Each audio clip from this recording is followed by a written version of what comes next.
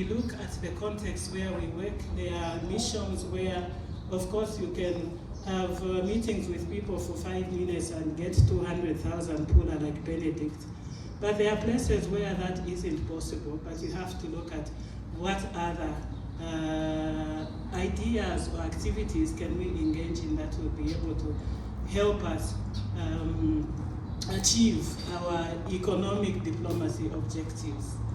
And this is becoming increasingly important now, particularly for Africa. When you look at the changing global context, Africa is at a time where really we must begin to say, let's look at ourselves and what we can do within ourselves, and perhaps what we can do to attract people to come to us in a slightly different way than we have been doing. So we have been calling investors sometimes, and we have really not positioned ourselves strategically to be able to tap into investment that will be life-changing for us, that will have impact for us as countries. And I think for me, this is one of the things that we are keen to explore. And so in terms of this event today, I think we were keen to hear what is happening in terms of the investor space and what investors are really interested in funding, so that we can look back at what we have in Zambia and where the gaps are, that we can begin to say, to be able to plug into this investment, maybe we need to position ourselves strategically in this way, or maybe we need to engage investors to look at some of these things in a different way, because the world is changing and we can't continue doing things in a business as usual approach, because we will then end up finding ourselves in a situation where we can't make progress, because the things that we are trying to do are really not changing much in terms of the impact on the communities, but also in terms of investors. You may find yourselves making a little bit less than you would perhaps if we decided to engage in a slightly different way and to be a little bit more strategic. So some of the things that we have seen can help, and that has helped in Zambia in terms of being able to see some of the things that Benedict has talked about.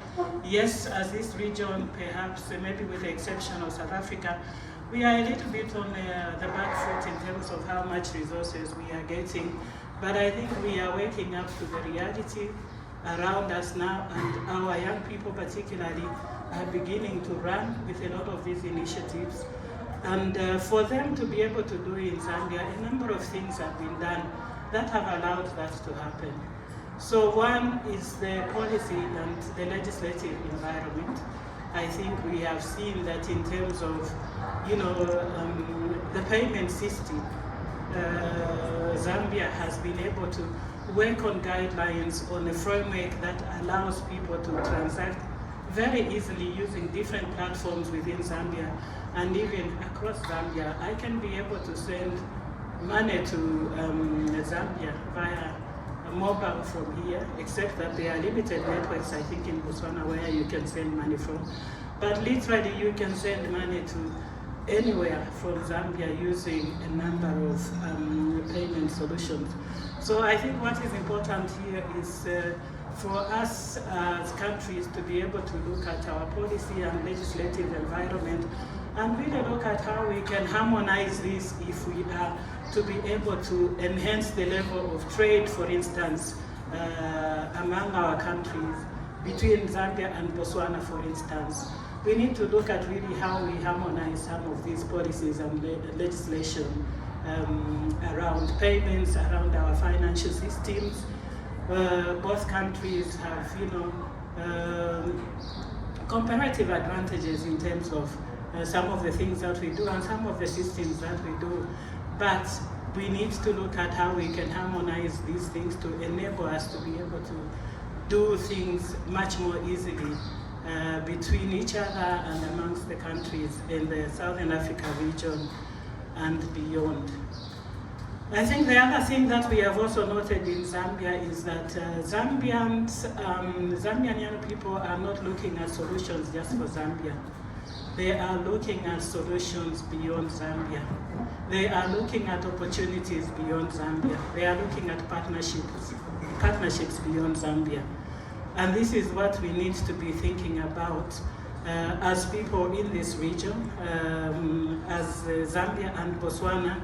How can we come together? How can we partner across the border to be able to deliver innovation at scale in our countries, innovation that would lead to changes that make us, develop our countries, innovation that leads to effectiveness, innovation that leads to maximization of resources, innovation that leads to efficiency in how we do things. And we have seen how innovation is changing even the operations and ambitions of some of the companies in Zambia.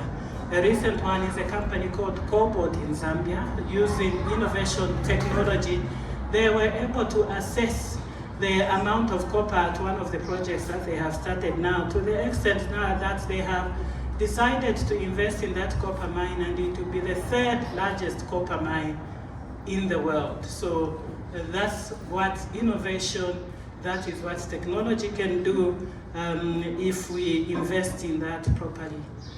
So even in areas like agriculture, we have a company called Good Nature Agro. I think the CEO for Good Nature Agro in Zambia is here. I believe he'll be speaking here later. He will tell you also how they are engaging and liaising with other companies to use technology to improve agriculture yields, to monitor output on the in the outgrower schemes that they have, and so forth.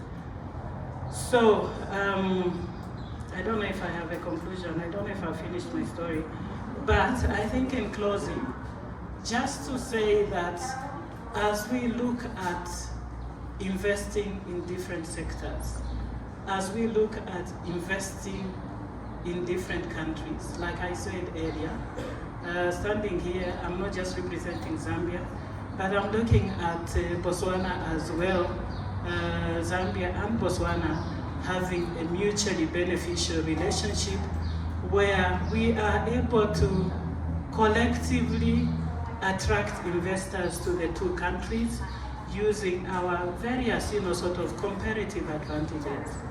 In Botswana, for instance, I've seen that there's a lot of interest in terms of technology by young people. And there's been a lot of investment, I believe, by the Botswana government in getting young people to be involved in terms of, innovation in terms of the digital space.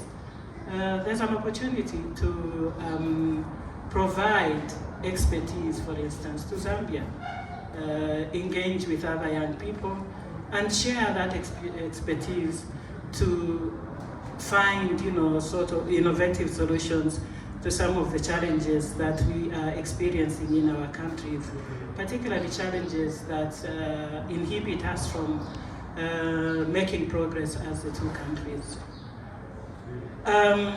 In closing, I also just want to say that some of the things that also we really ought to consider, I talked about harmonizing policies, but really, if we were being honest, is that we tend to have a lot of protectionist policies as countries in the region. And that has not really helped many of us. It has made doing business, for instance, very expensive for many of us, if not all of us in the region. So we need to think about the blockages that hinder us from doing business with each other. And here I'm specifically talking also about non-tariff barriers that hinder us from doing business with each other, but policies of our countries as well that make it difficult, for instance, for an investor maybe from Botswana or for a young person from Botswana going to Zambia to link up with other young people to start a business. We are at a time when we can no longer afford to close our borders to each other. We need to be able to open our borders, particularly as a region and as a continent, to do things with each other, because we are really playing catch up in terms of the rest of the world. So for us to be able to catch up in a lot of the areas, or in all areas really, we need to be bold to say to ourselves that these restrictions do not really help us at the end of the day, but rather they hinder us from doing things that can make things better for us. When I go back to the story that I was sharing earlier about how many of us were anxious about privatization and what it meant and how bad it was, now we understand, we can see the benefits of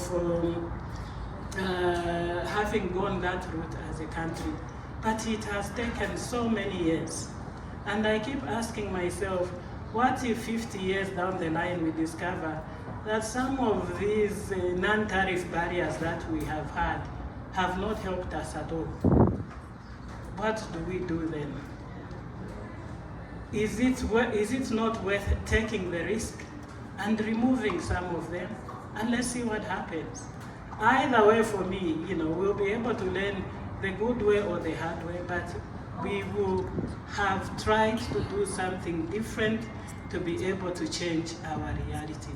So I think for me, this is in terms of the, I don't know whether I'm speaking to myself, because I'm supposed to be on the side of government.